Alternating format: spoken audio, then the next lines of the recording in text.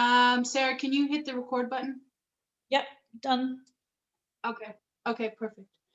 So thank you all for joining again for part 2 in collaboration with Leighton House, and we get to look at all their, delicious tiles and all of the wonderful patterns that are there, as well as, other British arts and crafts movement locations. So, well, not in collaboration with them, but I've definitely gotten reinforcements from those locations too. So today what we're going to look at, just off the top, just so everyone knows what we're doing. I realized last time I didn't do that. My apologies. So we are going to be taking some inspiration from the garden that is at Leighton House, as well as showing how perhaps craftspeople in the past would have taken inspiration from nature and then made the motifs. So yeah, we're going to be looking at that today. As you can see on my other screen, if you can see it, I have some lilies, and I have a lily, and I have some daisies as well. Those are going to come in handy with explaining some certain things. And other than that, I think we can get going. Aside from my apologies again, I want to introduce you to our moderator, Sarah. She keeps me sane and she keeps things going. So whoever you end up chatting with in the chat box, that is 100% Sarah. Sometimes from time to time, I will look up and see the chat box, but I'm going to try to teach the class more this time than looking in the chat box. And what I'll do is you send me questions, and then what I tend to do is I wait for a lull in what Laurelie is saying before I'll ask them, just so that I don't interrupt her flow. Perfect. Sounds great. All right. So let's get going. So just some class housekeeping off the bat. Class schedule. So how I run my classes normally, and I apologize again because I've been doing this for quite a few months. I understand, my other students haven't necessarily taken, my new students haven't necessarily taken my classes before. So how I normally run it is I have a welcome, make sure everyone's doing okay, and then we go into a little bit of the contextualization or the art history, which is usually probably about 30% of the class, sometimes a little shorter. Today I'm striving for a little shorter so we can enjoy a bit more. And then we do 70%, 80% drawing. Now last week's class, it was a little bit heavier than that because of the topics I wanted to cover. And so we're a little rushed at the end, but I digress. Oh yeah, the next point is lateness. So I realize there are a lot of students that have signed up to the class. Unfortunately, I have to kind of put my foot down here in that after, it depends where you are, but I'm going to use the Greenwich Mean Time. So if it's 5:05, we're not going to let you in because it just becomes kind of like a bit of a Ferris wheel, like people coming and going. That's actually the bigger problem, is people coming and going. I understand sometimes people's connections end up, a little wonky. That happens. I get that. But the classes are being recorded, so you can watch those on your own time, perhaps when your internet connection is doing a little better. So one other thing I want to get into quickly, it is the Oneness Project. And here we go, sorry. All right, so in the email I sent out today with all of the codes, etc., like the linking for the next class in the Google Drive, there is I think a section on the bottom of that email talking about donation towards Leighton House's Oneness Project. So in order to increase people's ability to move around the space, they have put in a lift. which is, you know, a huge amount of work that they had to do. Also, it is a historical building, so, you know, there's lots of red tape that goes along with that. So in order to kind of beautify that space where they have put in the lift for accessibility, they ran a competition last year, or I believe 2018. I might be wrong there, but anyways, the artist Shahrazad Ghaffari won the commission, and she's working with a symbol of transformation and openness and oneness. So we are raising some funds in order to help realize that project. Now, the wonderful thing about that is that when you do make a donation, you get a reward in the end. So in the website, you have, Shay, sorry. In the email, you have access to that link that goes directly to it, so you can check that out. If you can donate, that's great. You get a little something in return. If you can't, you know, just keep showing up to these classes. It helps with, you know, exposure and helping these things happen. And then also here on the screen, artfund.org/oneness is where you can see it. If you don't mind putting that in the chat box, Sarah, that'd be fantastic. So let me go back here to our class. I'll put the oneness, I'll put that in. Yeah. Thank you very much. Okay, so back to our previously scheduled content. Here we go. Okay. So this panel on the left-hand side is one of the ones that you can see at Leighton House. And before I get into content, I just realized, oh yeah, social media and sharing online. So the only thing I wanted to mention was when you're sharing online, if you feel like you would like to, please tag me. So that's Lulu Ateliers, and please tag Leighton House Museum, which I believe is Leighton House Museum. I unfortunately forget sometimes too, so it's not like I'm upset or anything. I'm just as guilty. But just as a reminder, if you would like to share. And I can't tell you how many people actually send me emails of their finished work. It's really wonderful. Or, you know, different kind of creative experimentations. It's been really heartwarming to see. Okay, so now we are right into the class materials. So if you haven't noticed, there are a lot of flowers and leaves and vases and trees in Islamic art, as well as animals. In some of the pieces at Leighton House, there are animals too. So basically, just like you and me, the people in the past were no different, meaning that they were inspired by the world around them, inspired by how things just grew and the patterns that came out of them, the geometry within flowers and within trees and within growth patterns, even within humans ourselves, our proportions are geometric. So it's kind of like the body or the soul recognizing the geometry that's already inherent within them, and that's also mirrored within the world that we live in. So I wanted to show you a few photos of the flowers that are indigenous to the UK. And that kind of keyword there, indigenous, that's a significant word, where rarely do you see flowers within Islamic art and within the Damascus tiles that aren't indigenous. Sometimes you see some, and they're kind of, you know, sometimes described as flowers that would be in paradise. They're quite abstract and quite stylized. And that's usually the explanation that's given.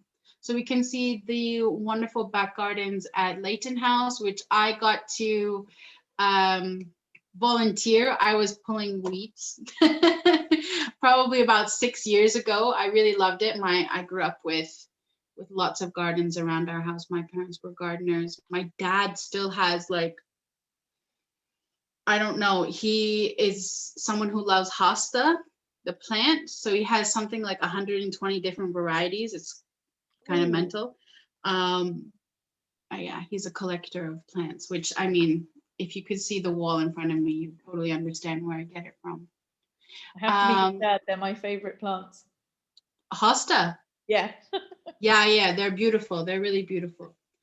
So here we have some really wonderful photos. These ones are in the Google Drive that was sent out. So you can see these. These are ones that are in situ at Leighton House. And we're going to come back to this at the end and just see how the British arts and crafts movement kind of came full circle, taking that same idea of looking at nature and the geometry within it from Islamic art, and then bringing that back in to using indigenous flowers, whatever it may be, within their own work. So it looks, you know, definitely British, and it looks definitely Islamic in that both of those inspirations were present. Yeah, so I want you to look at this one here. You probably, if you took last week's class, you definitely saw this. And if you've been on Leighton House's website, you have for sure seen some of these photos with our wonderful parrots. Now, I just did a close-up. This is not the full panel. I just wanted to do a close-up so that you could see some of the flowers. So I want you to kind of inspect what kind of flowers do you see? And just in the chat box, just write some of the flowers that you see. Fantastic. Yeah, there's the iris. Yeah, tulips, definitely. What else? Daisies. Yeah, perfect. Carnation. Is there a carnation? I think, yeah, I think you're right about that. Yeah, perfect. Roses, fantastic. Definitely roses in this case. Yeah, hyacinth. I mean, that's also the title of the class. I do realize that it's not such a tricky question, but I wanted you to investigate a little bit more. We have some violets also. In the bottom here, it kind of looks a little pomegranate-like at the bottom. What else? I think that's about it for that one. Yeah, exactly. Oops. What's going on? Okay. And then the next one, something very similar, but we have a few different ones. What about these flowers in the center? A few weeds. That's a good answer. Yeah, perhaps there are a few weeds. Fantastic. What about in the center? Laurelie, yeah. Sorry to interrupt. Somebody said, could you point out the violets particularly? Yes. Okay. So down here at the bottom, here. Got it. We have some, and then if we go back, no, there's no orchids. And then we can see kind of these smaller ones. Usually they are like in Turkish when you're learning them. This is what my teacher has called menekşe, which is violet, I believe. Delphinium. I don't know what a delphinium looks like. Sorry to say. I'll check it later. And then we also have these kind of simplified flowers that have kind of your standard 5-petal flower. Yes, exactly. Lilies are in the middle, a very, very stylized lily. Right beside there, we have the hyacinth. We have a few different versions of roses. So we have the one I'm circling now is the rosebud. This is a side view of a rose, and this is the top view of the rose. And how we know that are the leaves that are attached. They are rose leaves. And if you took last week's class, you would probably remember from the vase I shared on the page that I shared, you know, kind of 3 vases in one place, one with this cloud motif, one with this composition in the middle of it with Rumi motifs, and then this one that has the flower motif. So we're going to work with those today, but I digress. Let's let's keep moving. All right, so one of my favorite kind of things to do is to show the real life flowers. You know, some of them have been taken from my own garden or in Cyprus where we stay sometimes. And yeah, so this is kind of a really nice way to investigate how maybe those flowers were stylized. So at the top here, we have your carnation, and then beside it, the bearded lily. And that's, if you look at this shape here, you know, it's kind of fantastic, like how we got those shapes.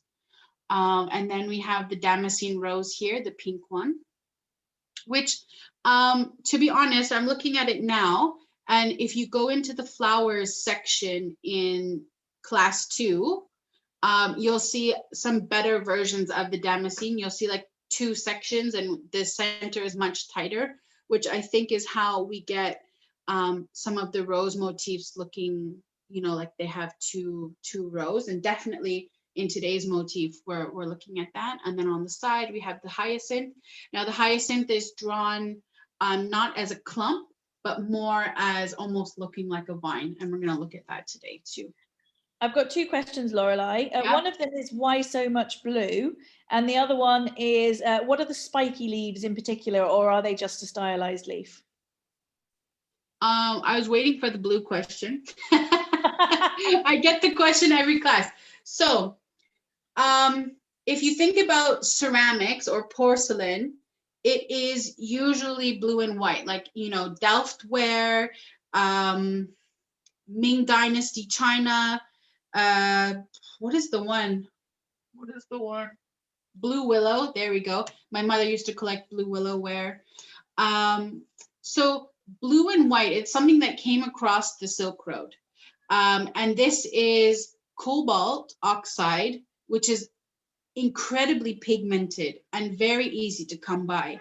And also, if you think about it, like, part of me, like as an artist, I understand it this way, meaning that if I see someone else has done something and the end result is just even good, not even fantastic, I will definitely consider, you know, going down that route. So, you know, easy access to these minerals. The turquoise color is copper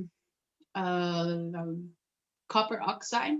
Then the dark blue is cobalt oxide. The purple is manganese oxide, which is, I hate using that color. It has a beautiful effect, but it is finicky, which is why you get so much variation. And then the green, you know, we have different variations of green, but they all are coming from chrome oxide, just different, you know, possibly inferior or superior quality. So that being said, most people, you know, when you're thinking about these ceramics, everyone thinks of Iznik, Iznik, Iznik. And, you know, I'm a specialist in Iznik. I get it. But one thing to also realize is that in Damascus, glass was, you know, as an art form was refined and developed there. And glass and ceramic are very closely linked. So any kind of glass colors you get, which, you know, you have famous Damascene purple and pink glass, you know, they have a handle on the purple here. I know I'm going away from the blue question, but they had the technology there. They had different access to different colors. This is like an editing. This is making something their own that was different from the Ottomans that were actually in, what's the right word? Who had taken over the area at that time period. So sometimes it looks very Iznik, but minus the red or minus this kind of grass green color. They do their own thing, but still kind of give a nod to Iznik. So I hope that answers the question. It's kind of second question. Did I answer it? Spiky leaves on the bottom. What were the spiky leaves? Those are on the bottom here. I think so. The serrated leaves. Serrated leaves, depending on which plant they are with, are just identifying the plant. 1, 2, they can be filling space. or kind of grounding the composition. There's a few different ways to look at it. Okay, so just a few more. We have Damascene Jasmine.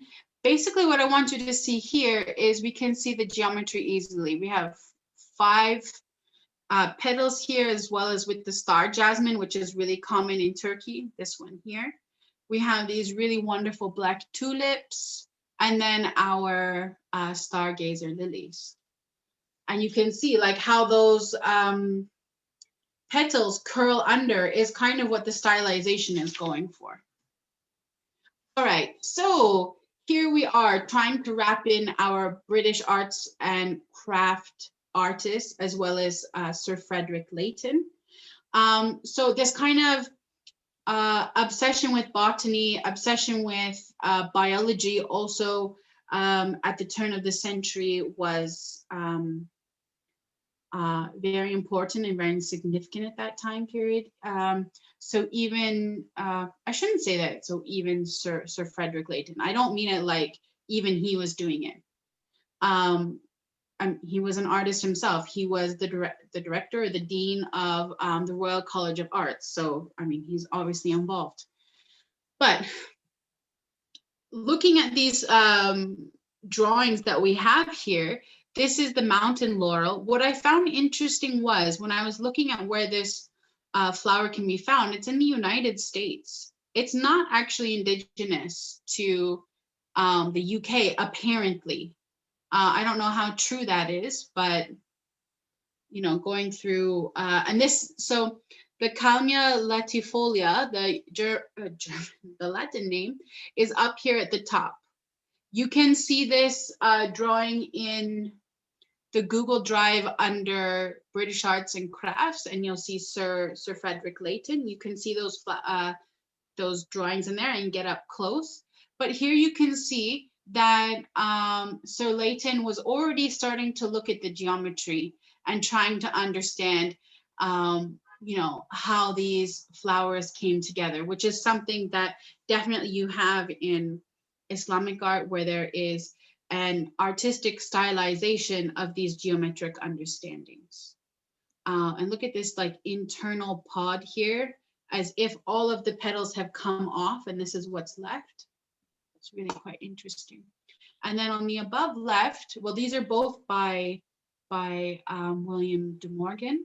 I showed this vase one last time, but I wanted to show it again because of our carnations and how we're still kind of continuing with this idea, the tulips at the top.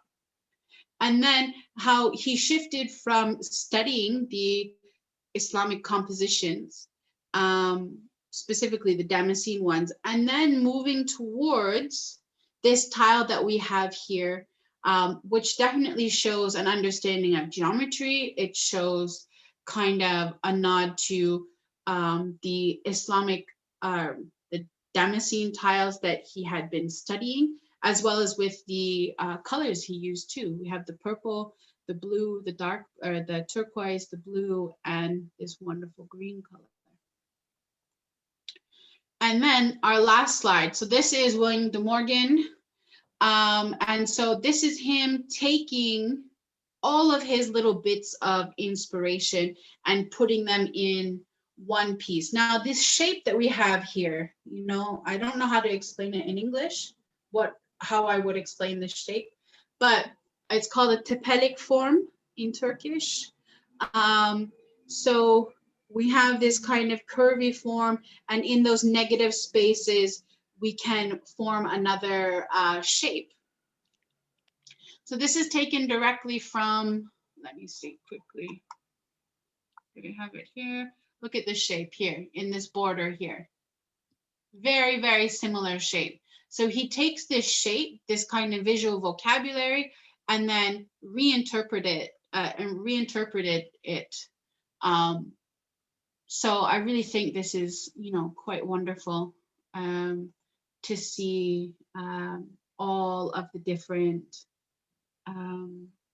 Does the blue symbolize something, or was it easily available?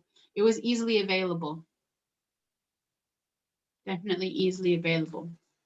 I mean, you can say color symbolizations, but that's like a long road to go down. So, and it's different from each culture or each faith or whatever it may be. So it, you know, it's a bit of yeah. I did a class on Islamic color theory. If you would like to take it, it's on my website. But for this, when we're looking at Iznik and or Damascene, it was availability for sure. Okay, perfect. So I think, any questions before I'll give? No, we're pretty light on the question front at the moment. Fantastic. All right, so let's end my share here. How do I? Okay, so I just want to make sure that this goes to my actual. Right, so I'm now spotlighting that. So everybody should now be able to see Laurelie's screen that has 2 yellow flowers and a lily on it. If anybody can't, please let me know. That should be spotlit for everyone. Yeah, hopefully. Inshallah. Okay, so I'm just trying to move my legs here. Okay, all right, so as I had said previously, I have taught many, I guess probably this is my 3rd or 4th time teaching something related to Damascus tiles or ware or whatever it may be. So I've got lots of material to go on. But what I wanted to look at first here are some different flowers. So last week, I believe it was Sarah Hardy. Sorry to call you out, Sarah, but I just happened to remember who asked it, who asked about having a list of terminology. Now, what I'm going to say is no. And why I say no is I'm currently working on my next book that's going to have all of that good stuff in it. Hopefully next class, I'll give you guys a little bit more information. And then hopefully within a year's time, you'll have that resource. We'll see how much we can get done. Okay, so here we go. Here is our lily. I wanted you guys to have a close-up look to it also. And I wanted you to see these kind of curved petals that are being stylized in the motifs. And now here, I think 1, 2, 3, 4, 5. Definitely one of my leaves fell off because lilies have 6 leaves. So don't count this one as accurate. It does smell amazing. You can't even, there's a vase of lilies over here and it has perfumed the whole house, and we're in a 4-floor house. So these are crazy. And I'm in the, like, you know, the intense zone here. So I'm gonna bring it over here as well into my camera. A little easier to see. I have a little bit more space, but they do smell really nice. So then I have this really bright kind of daisy here. So part of the reason why I wanted to show you this is just to understand the kind of ways that we're looking at flowers within this kind of art form. So one of the major ways is what we call pench, which means 5 in Farsi. And the reason for that is most of the foundations of Ottoman art came from the Tabrizi artists. So they used within the court, within the Nakashhane, the court painters, they were taught and learned from Tabrizi masters. So a lot of the vocabulary stayed. So pench means we're looking down, like a bird's eye view. Now we have something called hatai, and unfortunately I am going to, injure a plant here, but trust me. So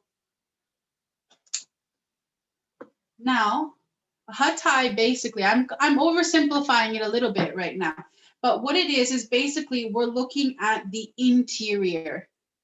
So we've cut the plant open, we've opened it, and now we're looking at the inside. So what we get is we get this stem, We get this kind of area where the leaves have connected to the original bud. We have the petals and then the kind of guts, so to speak. And then we have different elements there, right? So that's kind of how a lot of people identify these side view ones as lotus. They may have that kind of a, what's the word? They may have had that background because a lot of the, my goodness, I'm losing my words. A lot of the motifs came from the Ming Dynasty, China, and were also used by the Persians and the Mughals, not only the Ottomans. So there is a little bit of overlap there, and it may have that kind of an influence as well. But definitely, just as a learning experiment, that's how we can look at it. So we have one from above, and then we have the internal kind of look experimentation, so to speak. So Laurelie, there's one question, which is, were the seeds of the lily ever used to make a color? Because they're so sort of like a dye or a paint. No idea, actually. A lot of the time when it comes from a plant, they aren't stable. So perhaps if they used it, it may have faded. So it wouldn't have been, there you go. It disappears in sunlight. So it is not light fast. So there's your answer, Latifa. You wouldn't be able to, there's a word for this. Oh my goodness. It's not light fastness, it's a different word. I can't remember off the top of my head. It's volatile, is that what the right word is? So as I said before, here's another side view. This is a rose bud. So if you can imagine, like the bud is forming and the leaves are kind of cupping around the bud. This is, you know, kind of a stylized way to explain that. Let's see, do I have anything else to show? No, not in there. And then one last thing before we get going. For those of you in the UK, I mean, unfortunately, you're under lockdown at the moment, but when that's over, go and visit Leighton House, obviously. And if you're still interested in Damascene tiles, which I'm sure you will be, there is a really wonderful collection at the British Museum also. So these are some of my own photos I took. These are actual photos. So it was a while ago I took these photos in their collection. Probably in next week's class, I think we're going to be looking at this panel because it's something that William De Morgan also did a study of. So, and we have some clouds in there too, which is next week's class is cloud watching. Just some more, this really wonderful, well, that's a really horrible, sorry, reflection there. Some really wonderful green colors. What else? I think, Sarah, if I'm not mistaken, this panel was in the Syria Matters exhibition, wasn't it? Yes, that one was. But that was on loan, right? Yes. Yeah, I don't know where it came from actually, but so we have some nice, this is one without the green even. So we just have the turquoise, blue, and purple. And then this one is without the purple here. This is in the Salatin tomb. And so you can see this one is a much more religious one. And how you know that is we have the name of God and Muhammad. And then we have his 4 Khalifa as well as the grandsons, Hussein and Hassan. So usually a lot of the other ones were for secular use too sometimes. So there's a mix between the religious and secular. And then this is some different Iznik ware, Damascene ware. And we get this really wonderful purple color here. So remember, I said there's a variation. So look at how light that purple gets compared to the other one that's almost like eggplant. And then for the 4th class, we're going to be looking at plates too. So I'm kind of giving you guys some sneak peek, but we've got some more here. Anyways, Yes, I'm going to keep the other ones as secrets. That means you have to come to the 4 classes. And then one last thing, I know I just said that. One book, if you are interested in the geometry of flowers, this I studied under Keith Critchlow here. This is one of his books. Unfortunately, he recently passed away during COVID. He is the one who helped start the Princess School of Traditional Art. He has quite a few different books. And so he looks at, you know, the different geometry in the books. So if this is something that's interesting to you, you should be able to get it. I think it was like 35 pounds. It wasn't so bad. And for a book that has so much colorful photos in it, it's really a good deal. Yeah, and he has some other books too. So this is one I definitely consult when I'm looking at, you know, the geometry behind flowers. Okay, so we are good to go. And I'm just looking for my sticky pad. So now I need you to get your pencils, erasers, paper, rulers, all of the stuff that we need to do the class. And, oh, here it is, here it is.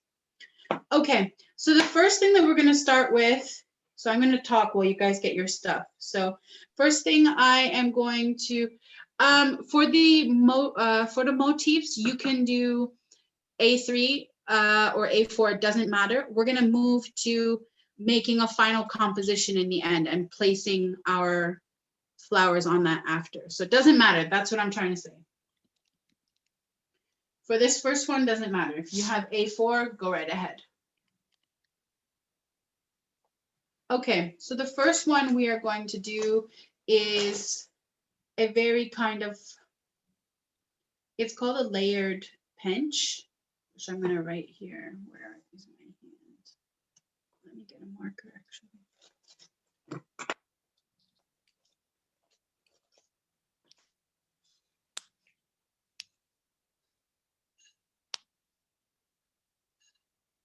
What did I call it on the sheet? I call it scalloped actually. Layered scalloped pinch motif. Okay, there we go. This is the first one. So we need a circle of 2.5 centimeters, a radius of 2.5, not a circle.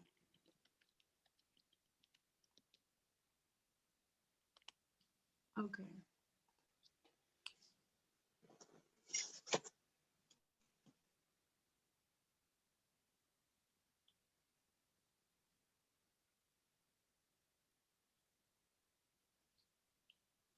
And then put down a horizontal line first.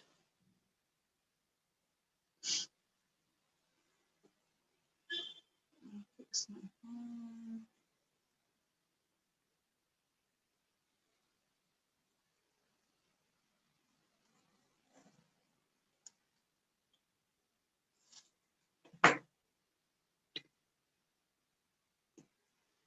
And this one, for those of you who have done my classes before, you're going to divide this by 4. I'm just doing a quick pencil change. You're going to divide this by 4. For those of you who don't know what I'm talking about, just give me a second.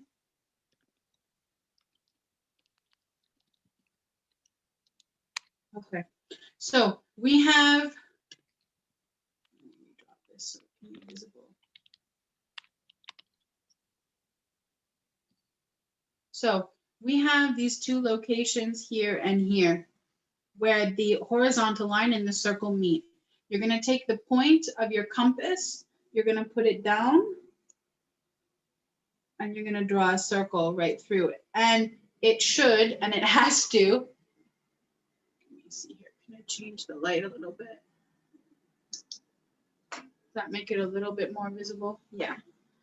And then on the other side, we're doing the same thing. Exactly like this.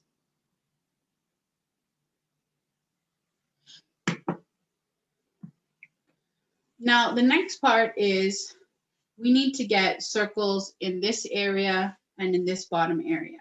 And by just drawing a line through it like that, that's not going to help you. We need to make sure that that spot here and here is correct. So what we do, taking our compass where it overlaps here and at the top, we're going to put our compass down again. Okay. And what we do is we swing down like so. And like so. Sarah, can you just let me know it's visible? It is visible. It is pale though, I have to be honest.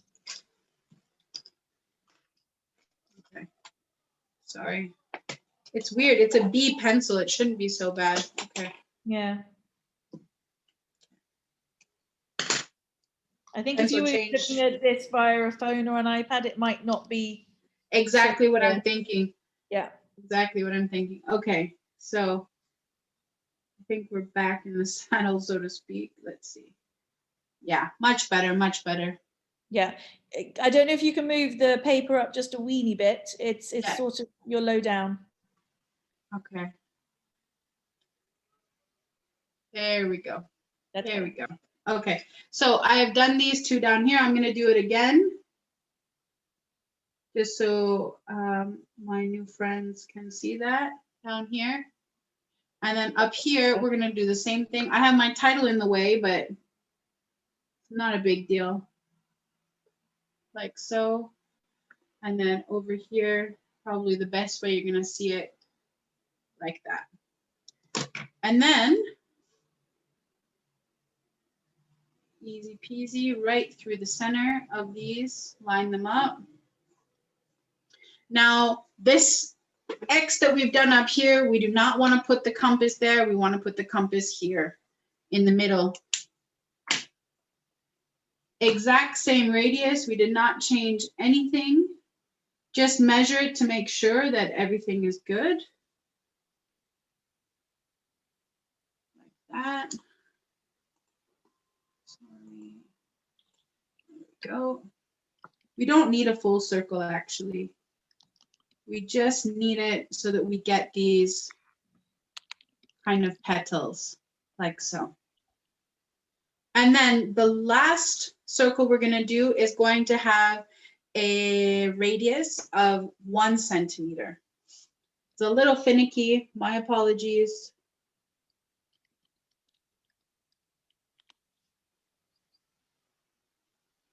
Okay. So then,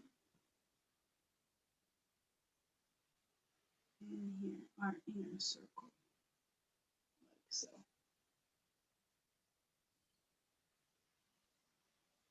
Yeah. And I'm looking off on the side because I'm making sure that it looks like the one we did. I'm making sure that I'm following my own guidelines here. All right.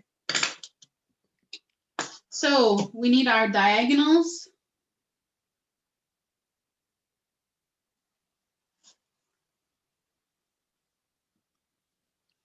Like so.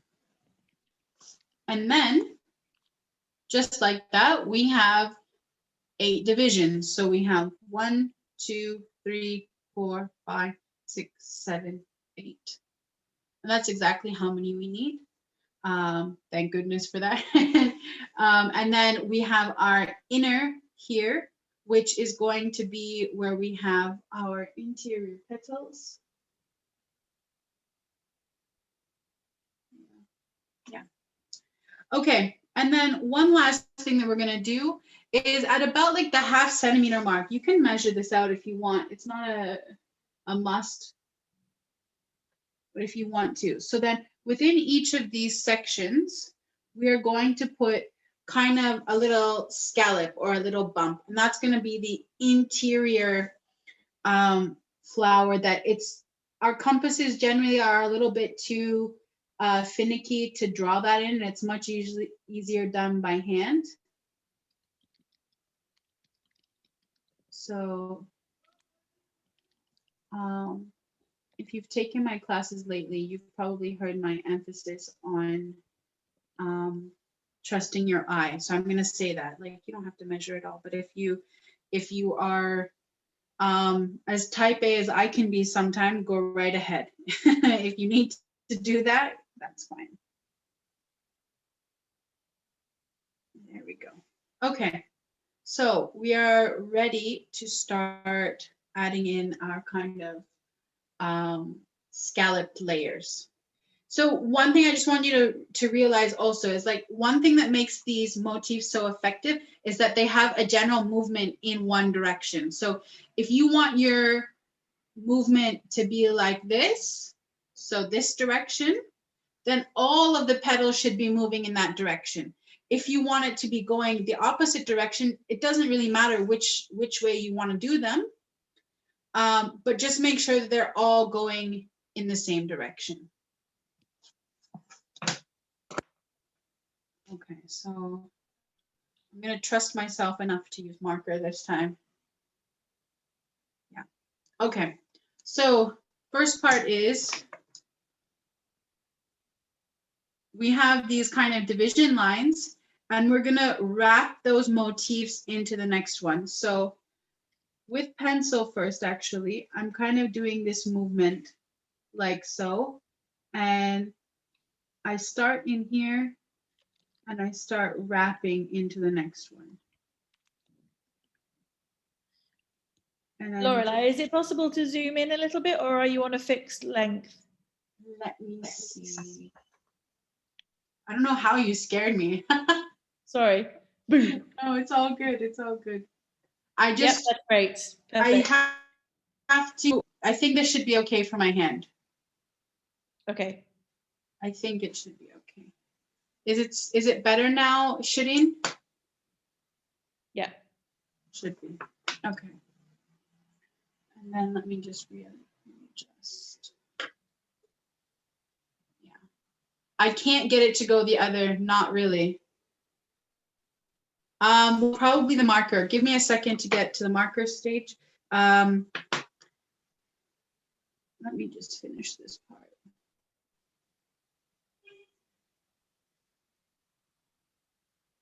So we're wrapping it all around. Now, let me just see.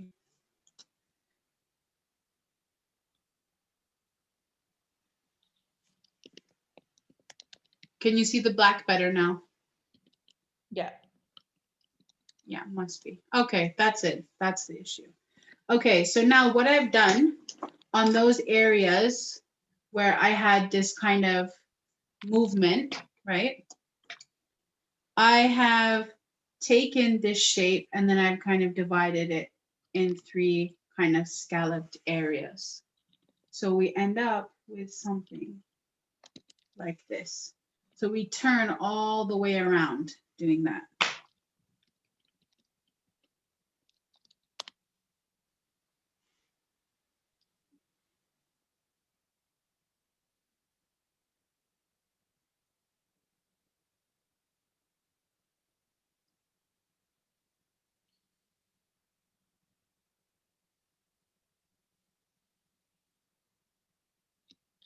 There's just one question there. Yes, 1 division, 1 scallop. That's right. Yes.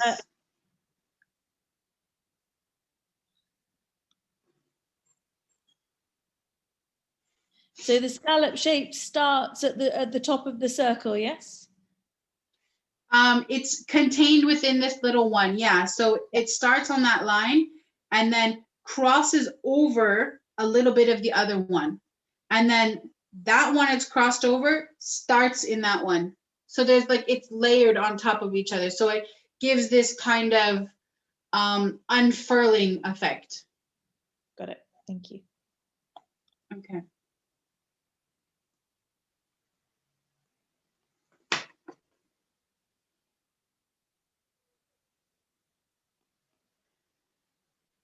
Now the next one,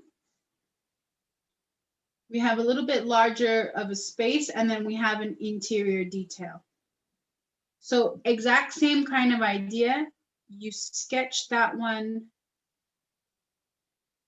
over. kind of sketch it around. That one's a little too big.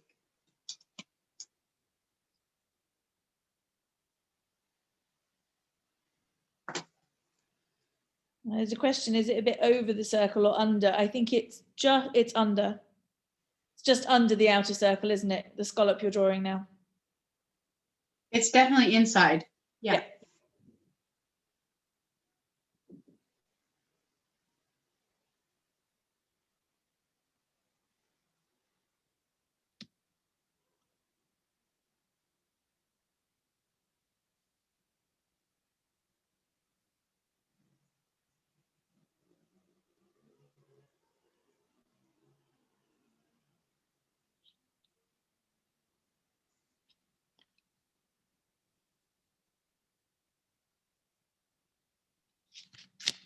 Okay.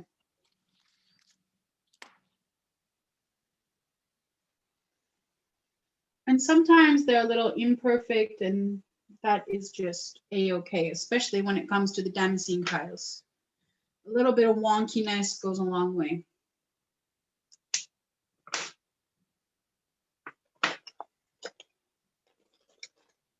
We will do some color renditions of this, not to worry. We're just getting kind of set up for our final. All right, so now I'm going to add in the scallops. So this one, since it's larger, you can probably fit 4 to 5. I'm repeating it, Usman, don't worry. So you can probably fit 4 or 5 in here. So this area, we start at one of the division lines and we go into the next division line. And then you wrap that around, you keep following that around, and then you'll find with that first one you did, it's going to go into the adjacent spot a little bit more. So you just have to kind of follow it around and then kind of see as the drawing goes. It's not the most exact science, that's for sure.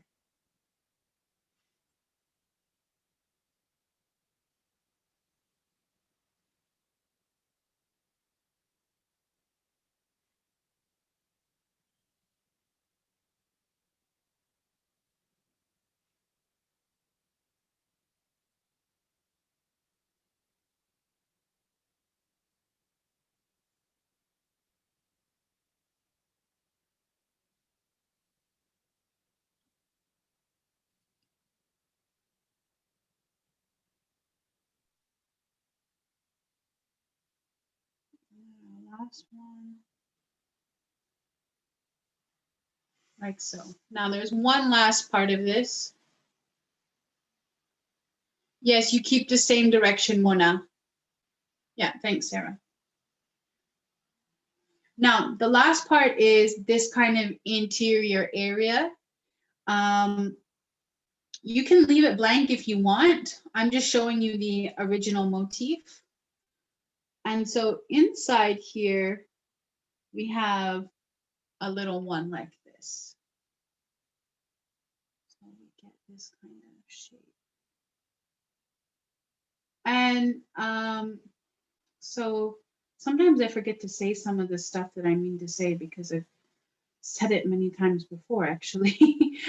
So in my mind, I've said it. But what I'm going to say here is that when it comes to these motifs, a lot of these motifs are used in different kind of art forms and media. So you have it in ceramics, you have it in, which is what we're predominantly looking at. You have it in textiles, in, illumination, which is on paper. You can have it in glass. What else? What am I forgetting? I don't know. So you get the point that these motifs can be translated to many different mediums. So when we're looking at ceramic, you kind of end up having these extra areas added so that we have some more visual interest, so we can add some more color, because usually the motifs are quite large compared to illumination. So there's more opportunity for, interior textures or colors being added. There's just a request, if you could just remind people how you did that second part of the flower, the main scalloped edges on the outside. Okay, so. If it doesn't take up too much time, obviously. No, it's okay. So pick one point to start, okay? So follow me with here. We've got the vertical line. Forget about this side here. I just want you to look at here. So we have this kind of pie going on. That's a really bad way to do it, Laurelie. 1 second. Let's see. I've got some neon yellow post-it notes. Okay, so perhaps you can see that a little bit better. So we have, this is on the vertical and the diagonal line. This vertical line here, you're seeing that it's coming over. So we've got that shape. But what I want you to be aware of is look at this little part here that's coming in from the next shape. So with that in mind, when you're drawing this shape in, you're wrapping it around into that diagonal. So that first one is the tricky one. Just start at that vertical, like so. Oops, where's the sticky part? Just start at that vertical and wrap that around into that line there. Now the next ones come easier because you're gonna have this kind of empty area here. So then you can easily understand where you need to wrap around continuously. When you come back to the first one, you'll see you've got an empty space and you can extend that line back.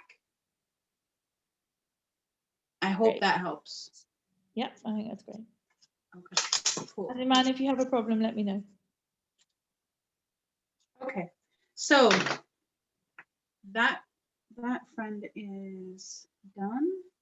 So for now, this is also often used as a rose motif, so I am calling it a pinch right now. But often you will see it with rose leaves. So what I'm doing now, I'm adding the bottom. I'm adding the, I cannot remember what it's called, the Latin term for it, but the area of the stem that connects to the flower. So here I've just drawn, I've followed those scalloped edges there. Stamen is the actual things that I think we said it's out. the sepal, isn't it? The sepal. Yes, it's the sepal. Yes. We had this conversation before. So I've just drawn it like this. In ceramics, we'd probably add kind of a teardrop shape there, and then we can put some more color in there.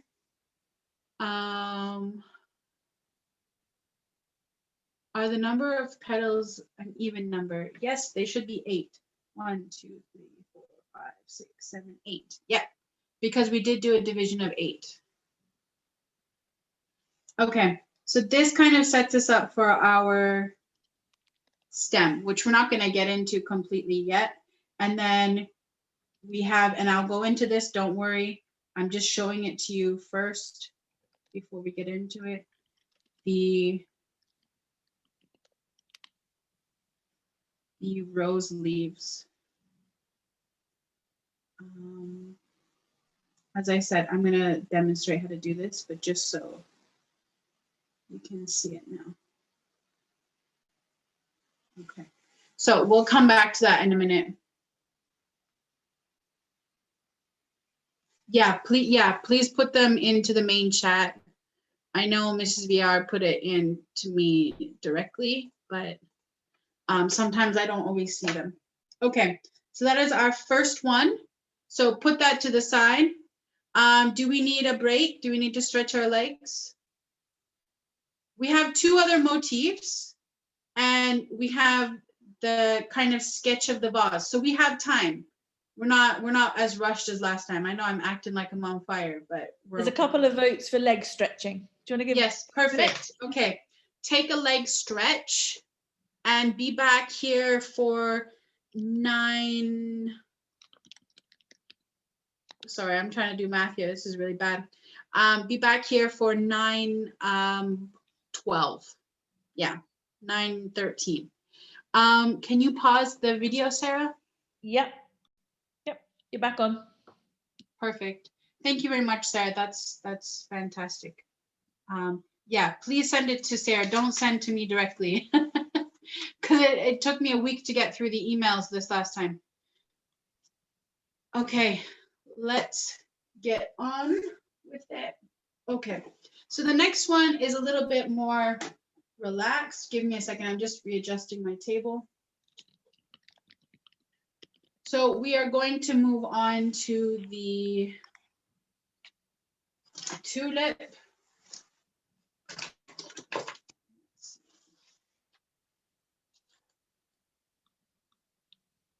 Trying to maximize paper usage here. So don't mind my little thing here. So the first thing we're going to do is draw a vertical line. The length of it doesn't really matter, but if you want to do like 10 centimeters, that's fine. This motif isn't going to be massive. It's not going to be that big at all. But we just need a vertical line. And one of the things while I was, jabbing on about scalloped pinch or scalloped roses, I didn't really tell you the significance of roses. So many different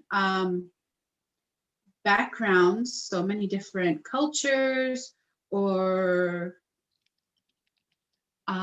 religions, whatever they may be, a lot of them, they have some significance with roses and purity and what is the word? In Christianity, there is, oh, we are recording, sorry, thank you very much.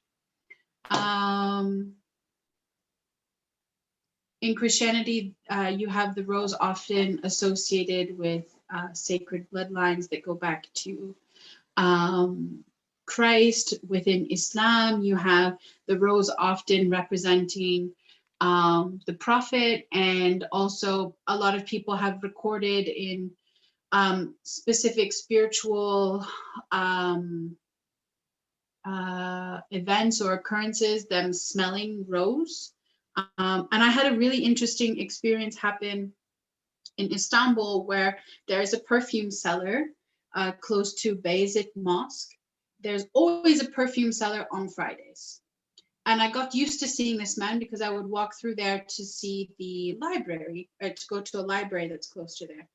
And anyways, this one specific day, I was a little late, not very late, maybe only 20 minutes late. And the man wasn't there. But what was so bizarre is how I could smell this very, very fragrant rose oil perfume he had.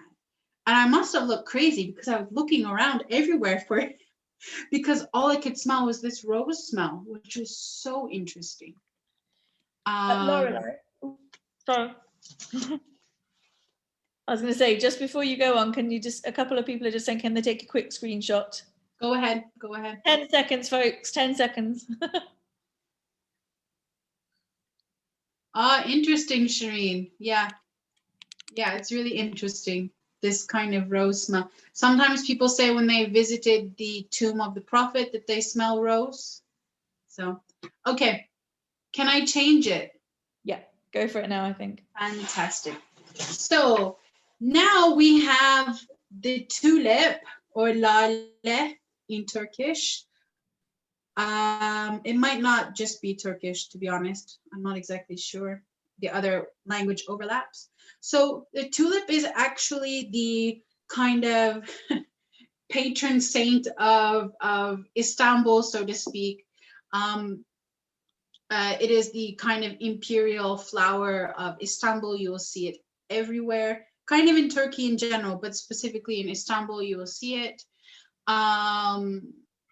Yeah, thank you very much, Leila. And so there is kind of a numerical significance to the number. So the letters of Lale in the in the script, you know, before the Greek alphabet being used in Turkish, those letters would add up to the same as Allah. So there's kind of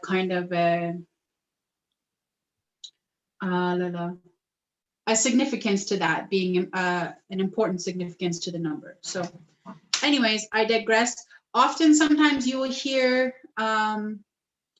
the tulip as representative of the believer on the path, kind of because of the direction that the tulips will fall in naturally. And sometimes in some compositions, you will see the tulips tilted to certain directions.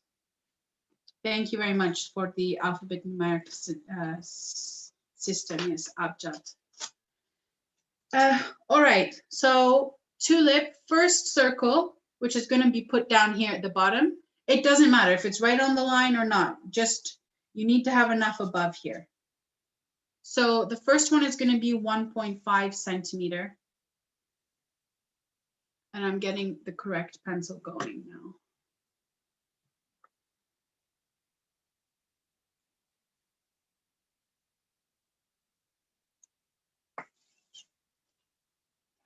Now I'm going to draw mine a little larger so that everyone can see. Do you have a recommendation for the pencil, H or a B or a? Well, no, for this case, it doesn't really matter. For you guys, I'm drawing it darker, which is why I'm using an 8B so that it comes up on the screen. If you are just learning to sketch, I would use a softer pencil like an HB or a B or a 2B.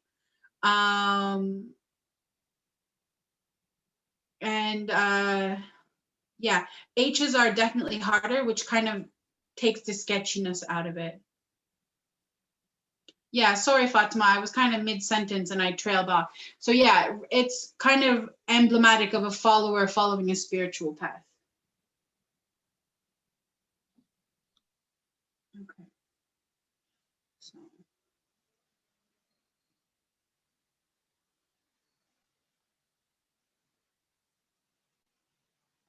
So I am drawing mine a little larger. So if it looks a little larger, don't worry. This is just to kind of aid you guys to make sure that you can see what I'm doing. So 1.5, bottom one.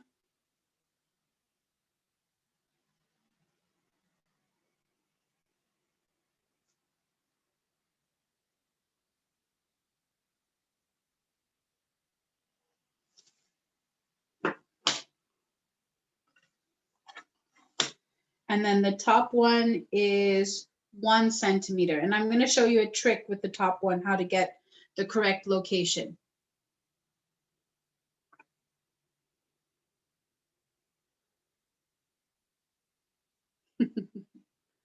Oh, Asla, you know who I'm going to tell that joke to, right? Asla is actually a very dear friend of ours, so I'm putting her in the hot seat at the moment. But, you know, her and my husband are very well known for their fantastic jokes. The bottom one is 1.5 and the top one is going to be 1. We can't pin messages on this, can we? No. Only pin the actual screen. Yeah.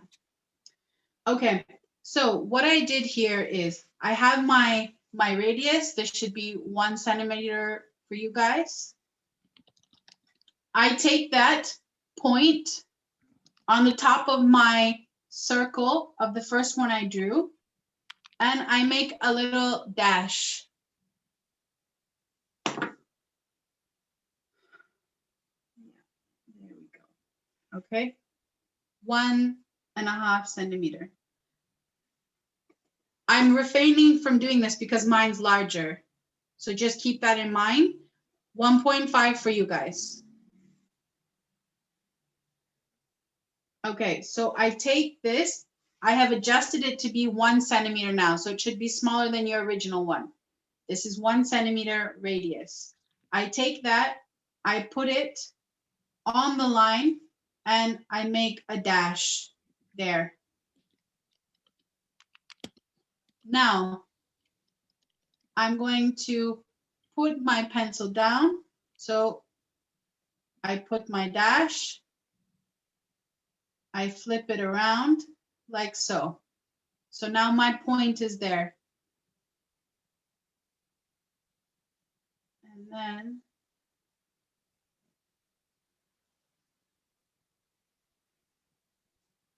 like that. This space in between here will be 1 centimeter for you.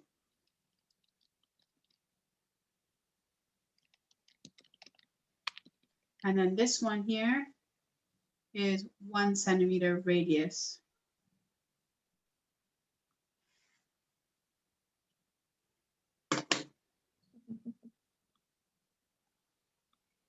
Okay.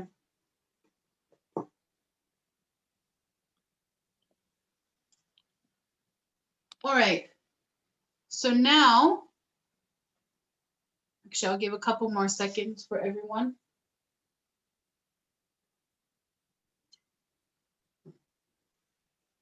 That's soda water, just in case anyone's thrown off by the green bottle. Yeah, just a few more seconds here. So this is 1 centimeter here. And this radius is 1 centimeter.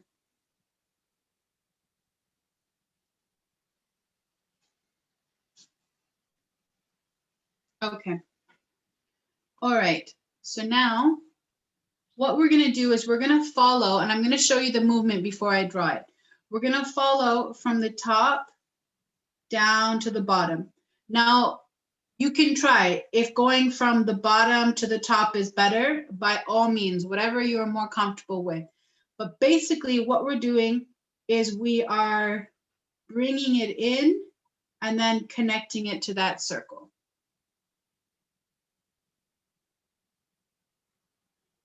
Like so. And then we do the same over here.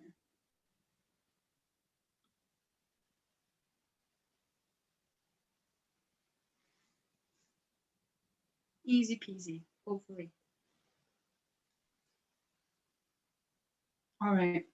Next point is down here.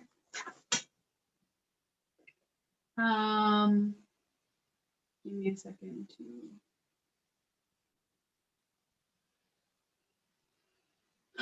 Probably about 1 centimeter in to the bottom for you guys.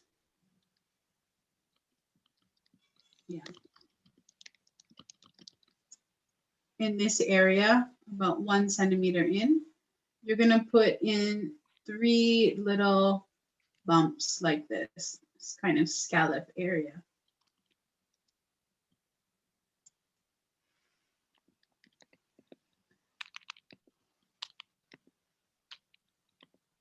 Like so. And now we need to do this now because where our petals are going to come in, this is going to give us the proportioning area.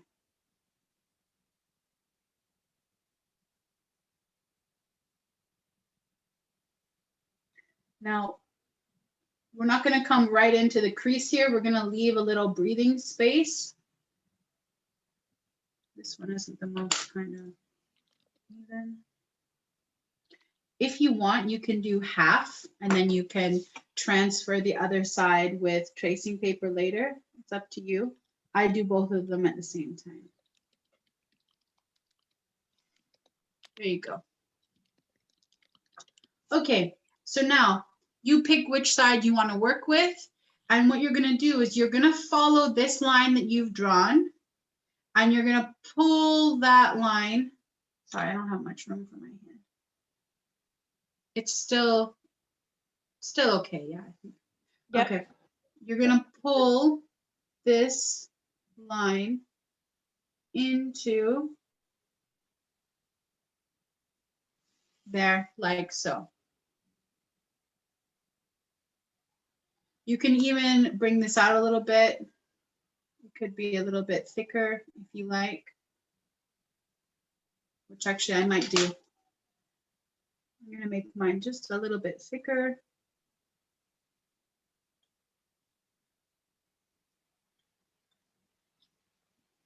Nothing like trying to erase an 8B pencil.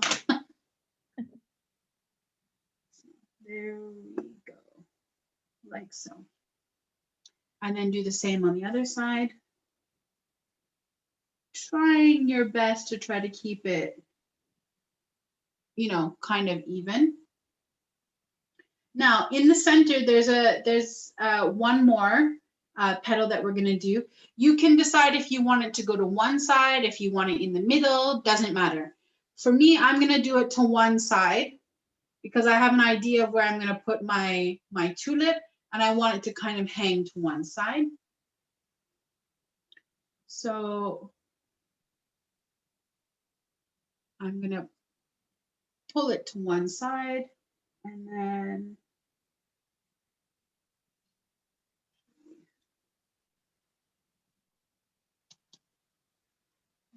so, and then bring it back down.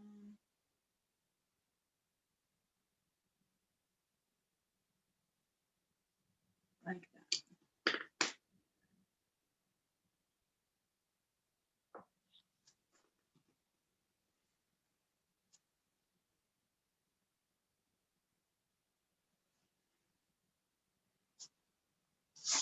You could even add in a little bit of a leaf if you want.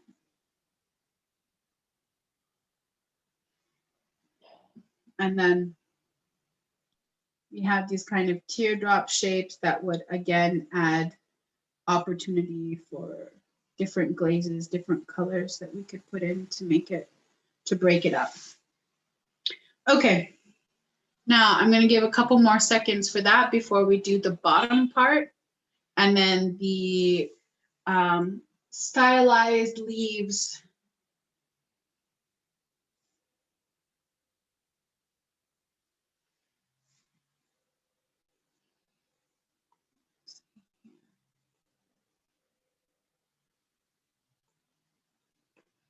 Okay. All right, so what we're going to do is we're going to taper this area into this line here. And just follow it and taper it down. Now for the Damascene style, a lot of them just have one single line drawn. It's not drawn thickly. So we're going to just, for the sake of the artwork that we're looking on, we're going to follow with that, just a nice little line. Now from here, sometimes you'll have leaves kind of coming out here, or sometimes you'll have them down here. So the one I did, the one I did here for the leaf, I'm gonna kind of draw this upside down smile, which is a frown, I guess. Now that I realize, upside down smile, like so. And then we're gonna come up a little bit like that. I know it's nuanced. I know it's nuanced, but just do your best here. And then we get these kind of wavy squiggle like that. And then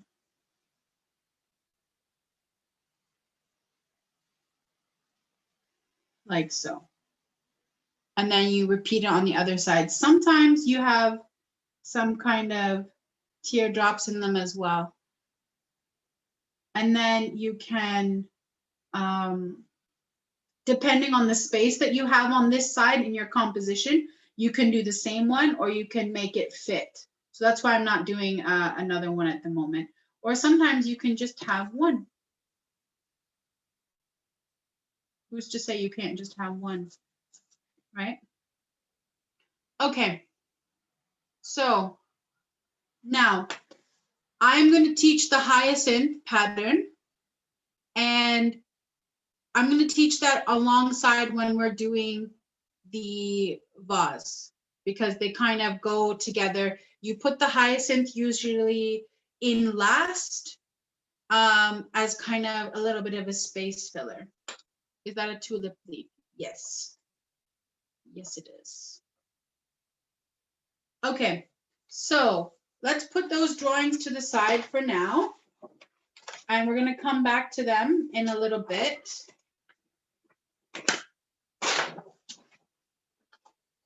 Now, one thing, if you were in last week's class, remember with what we're going to look at, you have an option for adding your carnation. If you're new this week, you also have access to last week's class. Which do you want to take a screenshot of, Anne? I think of the tulip.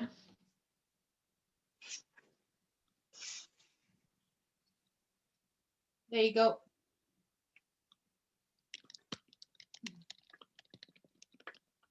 Is there a recording available for this? Yes, there is.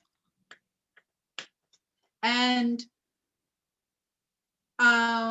maybe Charlotte, you can answer this. I'm not sure. Do we know when we're going to put the YouTube videos up? We haven't even talked about that, so I don't even necessarily have that answer. So.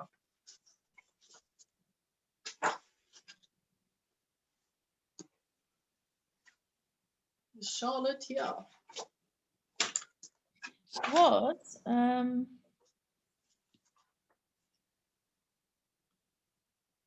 The recordings will be available for a week after all of the classes have finished, but you can save it to your laptop. And then also there's a plan to put them on YouTube as a part of their artist studio thing.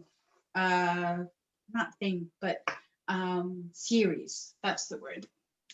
I'll Okay. put the YouTube link up again at the end of the session. There was a YouTube link? Oh, to Leighton House. Just the Leighton House, yeah. I was gonna say that's new to me. I didn't even know it was up.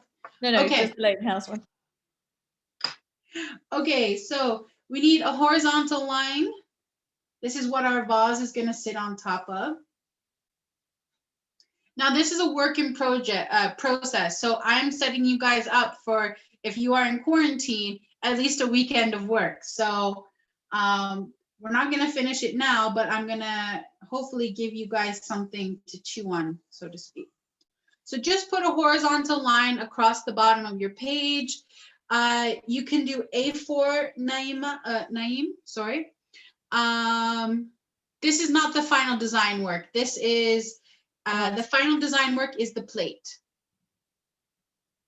There's Charlotte's answer. Thanks so much, Charlotte. Now, this is just getting you guys ready, Jihan, for the final work. You guys keep asking, is this the main composition? Do you mean for this class or do you mean in general? Sorry.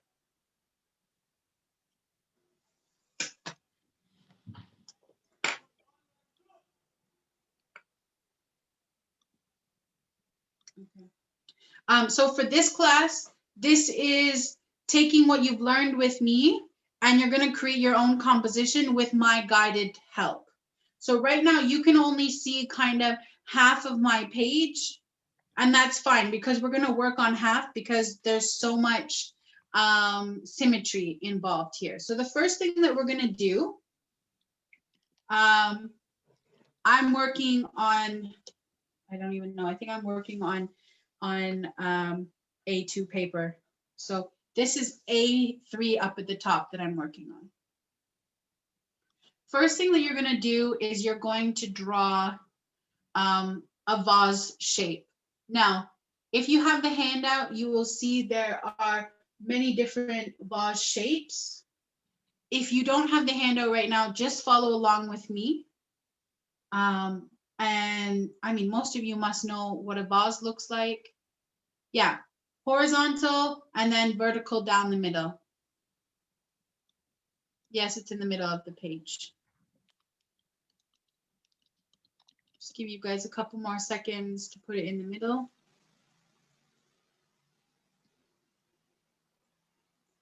Now, your vase is going to take up approximately 2/5 of your page, or 1/3, something in and around there. So I just kind of mapped that out. This whole area up here at the top is going to be the location where you can put all of your different flowers in. I've got the top of my vase here. And then, yeah, I am just going to draw kind of a chubby one, a little stout. It's going to come in. And there's no right or wrong vase either, by the way. So as you can see in the Damascene style, there's so many different styles of vases. So don't even feel limited by mine, please. Now I've got my shape here. Looking at it, I don't know if I'd buy this vase, but especially with its wonky top up there. Let's get a little bit more level. Yeah, there we go. A little, no, not much better.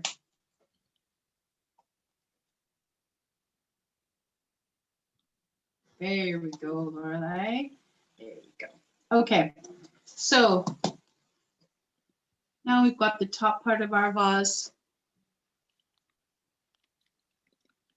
And you can choose to decorate that anyway. I'm gonna add one of these kind of Ottoman motifs that we've done before. So basically, I'm starting at the neck here and I'm scalloping in and then like so. So 2 scallops and then that elongated S shape.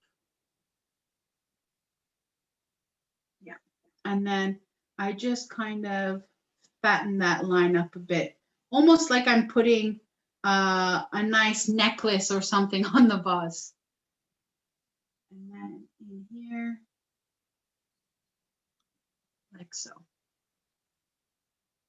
That's it. Yeah, that's it. And if you want, you can put handles so you almost end up making an urn. If you don't want to do that, that's fine. Either or is completely acceptable. If you want arms, I'm going to show you those quickly. And I want to get into the planning soon. So what I did here is I curled under, around, made an S shape. And you can add leaves to this, like so.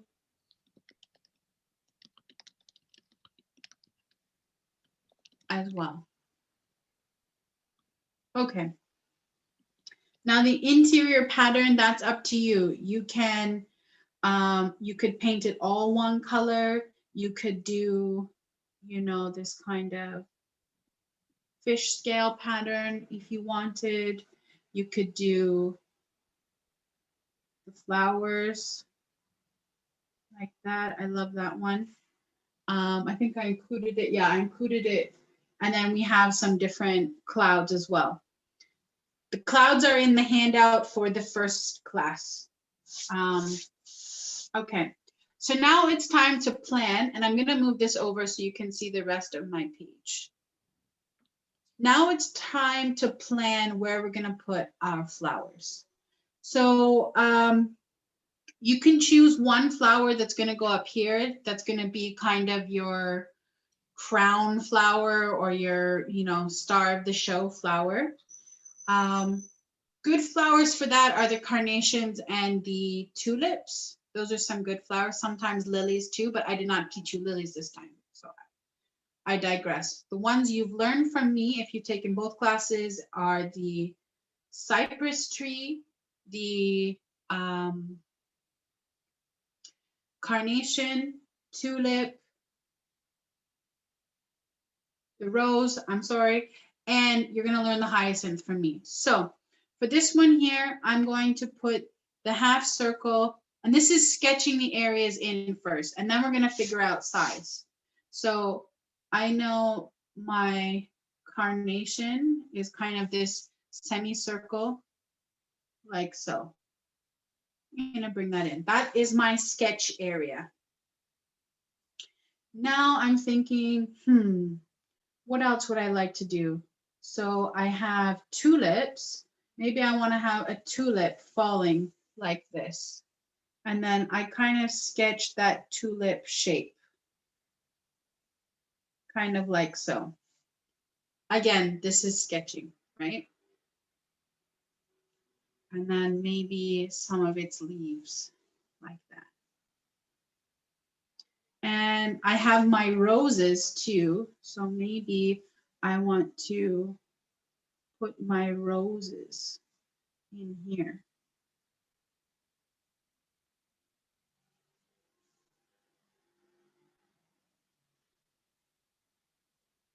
And then we have some of those leaves coming up here.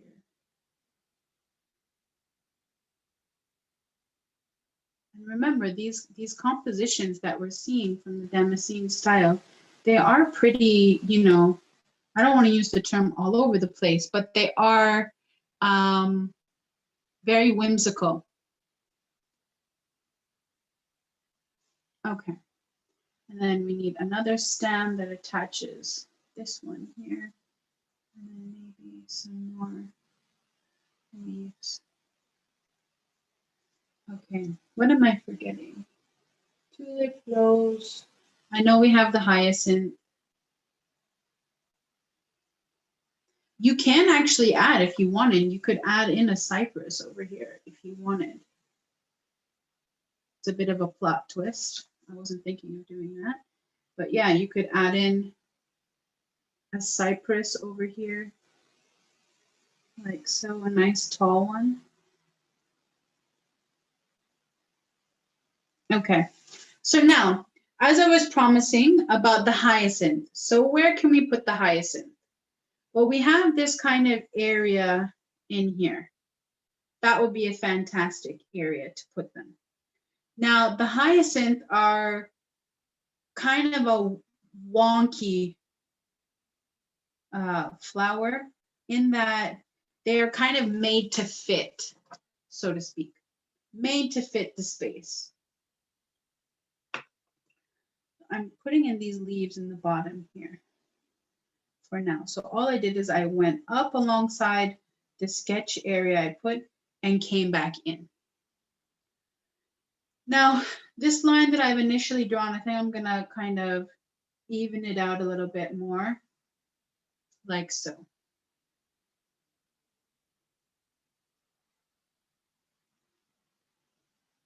What is the difference between Iznik and Ottoman motifs? There is a significant amount of crossover. The biggest difference is that rarely in the Damascene motifs do you see the highly abstracted motifs. They are much more naturalistic, meaning you can identify which plant it comes from. Whereas, and I actually have one of the tiles here, I meant to show you guys. Whereas this one here, this tile here I've done, even though it's in Damascene colors, like where exactly have you ever seen, where exactly have you ever seen that actual flower before, right? So they're highly abstracted and highly stylized. And then just quickly, while I'm doing a bit of a impromptu show and tell, I have one of my own sketches I've done here that includes, oh, I don't know if I can get it in here, a vase and tulips, which was the tile just shown. The tile just shown was Iznik, but with a Damascene colorway.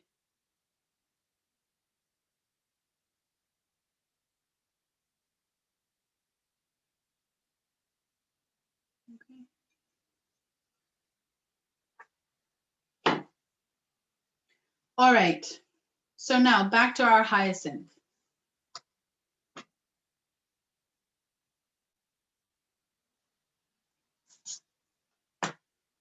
So our hyacinth is one of those ones I like to build on its own. So in areas where I see kind of an opportunity to put one of the flowers, I'll put a line out like this. And then like so.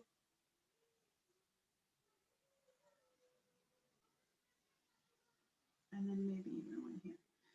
So the motif, I want you to watch here. So if you can stop drawing, just watch how I make this motif. So at the bottom here, I'm gonna draw the motif from this kind of line I've got growing out. I do this kind of bump, like so. Kind of looks like the bottom of a green pepper at the moment. And then I come back in like this. And then like so. And I'll do that one more time. So bottom of a green pepper.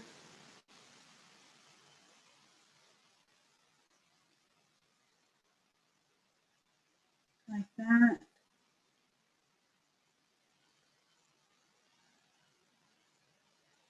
And so you do that all along here. And usually we will add some thickness to the actual stem itself, and we'll add some leaves too, just so it's not so bare.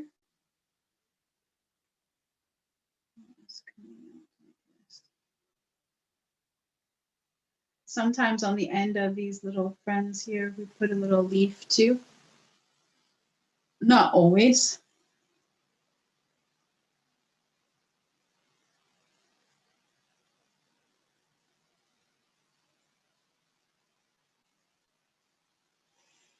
Like so. Now these ones kind of take a little bit of effort sketching. Like that little line I've got there just doesn't work. So I'm going to recalibrate. Like so. And then put in a leaf.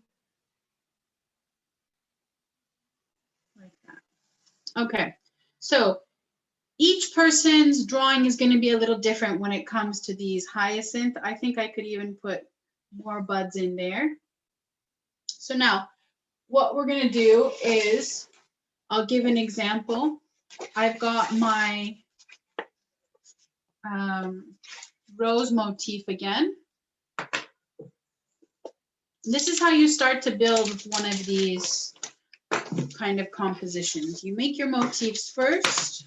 Usually, you make your motifs first, and then you start adding them in. And then if it works, that's great. If it doesn't, go back to the drawing board. So basically, what I'm doing here quickly is I am tracing my motif with a soft pencil, meaning something that is at least a B. Preferably a 2B. You most likely won't get a very good transfer with anything that is an H or harder.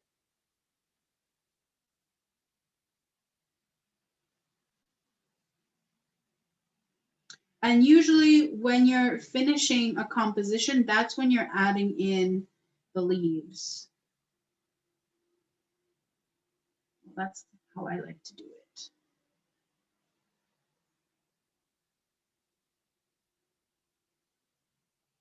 Oh, wow, I've got 5 more minutes.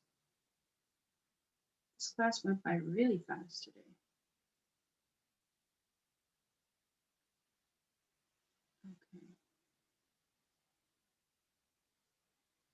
Okay, so I have my motif.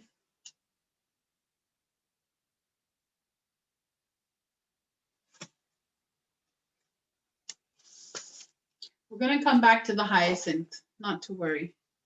So I've got my motif here, and you can see I can start to play around. Where does it fit? So I've got that leaf there. It's a little close. I have to bring this a little closer to me. I'm going to get rid of that leaf for now. And make sure the correct side is down. And then I can transfer. Now, if you want to do this safely, use some tape.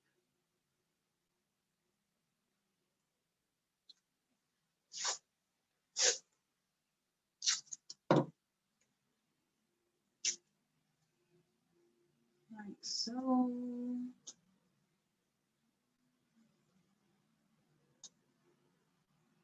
Okay. Now, for transferring, I'm just using the bottom of a pen.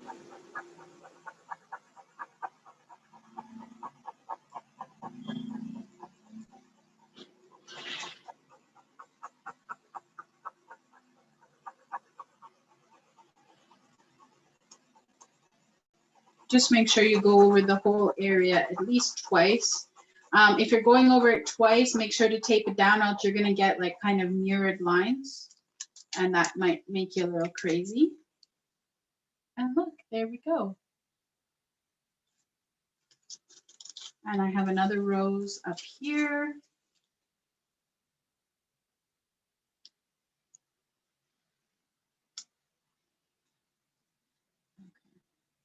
I'm going to transfer again. Should be enough graphite left for 2.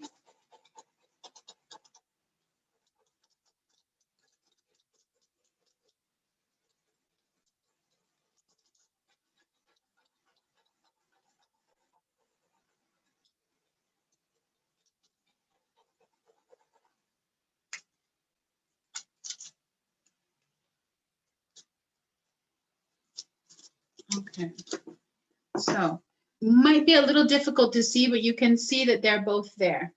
So that's the first one. Now, I'm going to be cheeky and see if I can find last week's, what's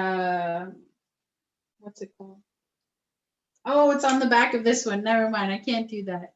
I was going to try to find my carnation. Yeah. Sorry, somebody just asked a quick question. I think I know the answer, but I don't want to get it wrong. Do you use watercolor, gouache, or acrylic in your work? I would have said watercolor first, gouache second. Yeah, and I rarely use watercolor nowadays, although I am working on a commission that is acrylic. Sorry, that came out wrong. I always use watercolor and gouache. Sometimes I use ink. I rarely use acrylic. You're talking about the ceramics, okay. No, the first question wasn't about the ceramics, it was just in general, but yes, the second one is, do you paint on raw bisque, the ceramic paints, then glaze and fine? Are you talking about me as an artist, or are we talking about like Iznik style? You as an artist. Me as an artist, I just kind of do whatever I want. Go with the flow. Sometimes I work on raw, sometimes I even work on terracotta. Sometimes I work on white clay, and then when we're talking about Iznik, we have what is it called? We've put down a white background, a slip. There we go. My Lord. We put down a white slip. Actually, it's called eyeball white. Yeah, generally for this size, Sarah, all of the flowers that we've worked on today should work in this kind of scale, which is why I kept them that size. They're good for A3. If you want to do A4, you're going to have to bring them down a little bit, which means you're going to have to lose some of the details. What materials do you want to, you can just use acrylic paint. That's the only thing you could use, but then it's only for decoration. Sorry, I'm like random answering questions. What kind of paper? So to answer your question, Sarah, it's not a stupid question at all. It depends on what you want to do on the paper. So if you just want to draw on it, then whatever you're using is fine. If you want to do watercolor and you're just starting out, you can use a multi-purpose. Yeah, sorry, there is many Sarahs, and this Sarah doesn't have a last name, so not Sarah Ansari or Sarah Toes.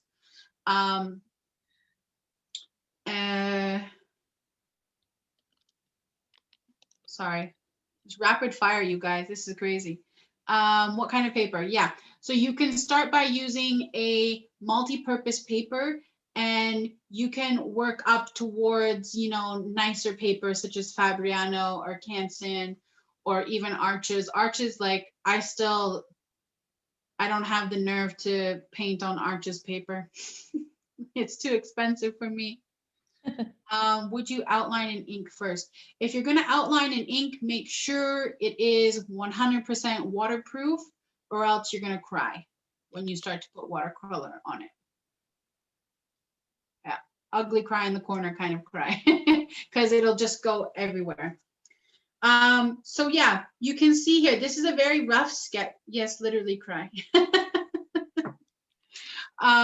So you can start adding in more of your motifs here. I saw something that said that you thought that perhaps your motif was too large. If you're working on an A4 size of paper, then you might feel that way. If you kind of expand it to A3, or I've been outside of Canada so long, I don't even know what that is. What is that? 11.5 by 15?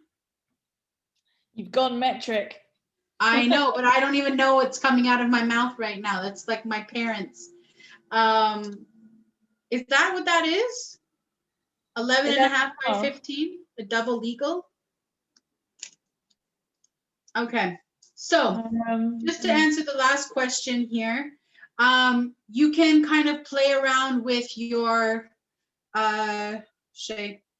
You can play around with your proportions. So what I am going to, thank you very much, Farah. What I'm going to do is I'm going to do a call to action. I already got a few people's from last week's vases.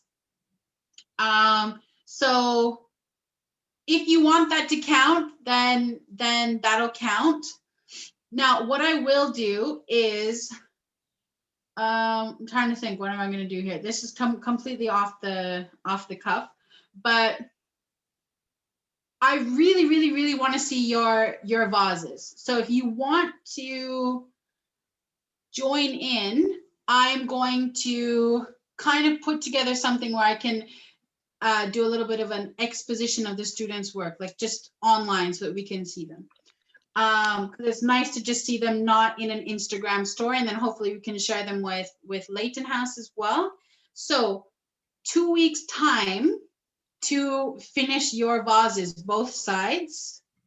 Yes, vase competition, exactly.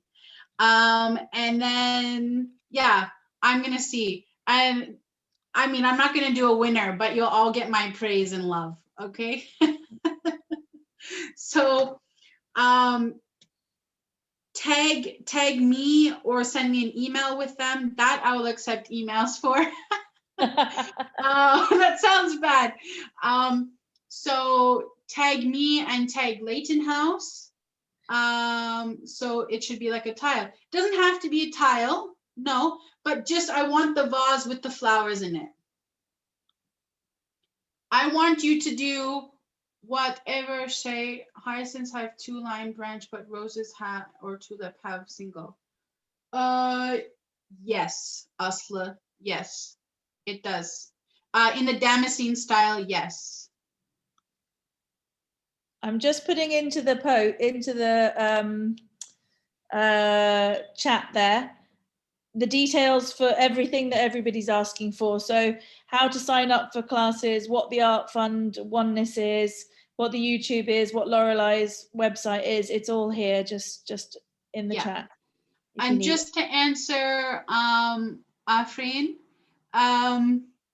no, for these first 2 classes, that's enough for the vases. That's enough for the vases. The next 2 classes are a little bit more separate. And then one thing I'll say is if you're interested, so I don't just do Iznik, I do kind of in general, and that's what my second book is about surface patterns. So I do Mughal art, like Mughal motifs, Uzbek, Andalusian. I do lots of different things. So on my website, there are some different links to some classes that have already been recorded. And since a lot of you are in quarantine, there's lots of material there. So if you'd like to join one of those classes, check it out. They are available for purchase online. Color theme, should we use? If it doesn't matter, you don't have to use the Damascene color. You got that one, Sarah? The book? Yeah. Okay, cool. All right, fantastic. The arch in the handout is freehand. Yes, it's freehand. Yes. All right, so we are at 10:06. Thank you very much, Pawan. Pawan has taken a few classes with me, especially I think the Iznik classes. Yes, you can use any colors. The world is your oyster. All right, thank you very much. And thank you again to Sarah. Don't shut us, I'm still answering some questions. Hold on. Okay, I won't. How do we sign up for more Iznik specific classes? If you go to my website, Widad, I just finished 6 classes that are specifically related to Turkish patterns. And then I have an Iznik class that's up there. And yeah, Iznik specific class that goes through all of the Iznik motifs and composition building. That's a long class though, that's a 4-part class. And so it's 8 hours of class. Yeah, Sarah's out there, change your name. Yeah, at least put a letter or something. It's like being back in school again. I was one of 7. Judith, to answer your question. Group. So sorry, Sarah. Sarah Toes for cutting you. Judith, you can trace it or you can do it freehand. Let me see. Good night, Monique. And can you access the Iznik class recordings? They are by purchase, actually. So yes, of course, Pawan, you can do a repeat tile, no problem. So the classes are available. And Pawan, you have an admirer in Canada of your background vases. What was I saying? Yeah, the classes are recorded. All of my classes right now are recorded because I'm not teaching other than this class. And yeah, that's it. This month, only this class I'm teaching. And next month I'm taking a break or else I'm going to fall apart limb from limb. And I have to get some stuff done with my book, so I have to take a break. So all of the classes that are available right now are just recordings.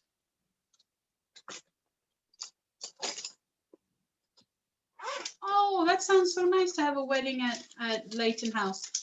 All right, lovelies, I'm gonna let you guys go and have a good evening, and we'll see you next week, and you should have the email if you haven't signed up for next week. The email that came from Leighton House today with my name on it has the link for sign up for next week. I think we have everything. And how do we do this? Because yeah, I can do it. I'm sorry, I've got the record, haven't I? So yeah. I'm going to stop recording now. Okay, perfect.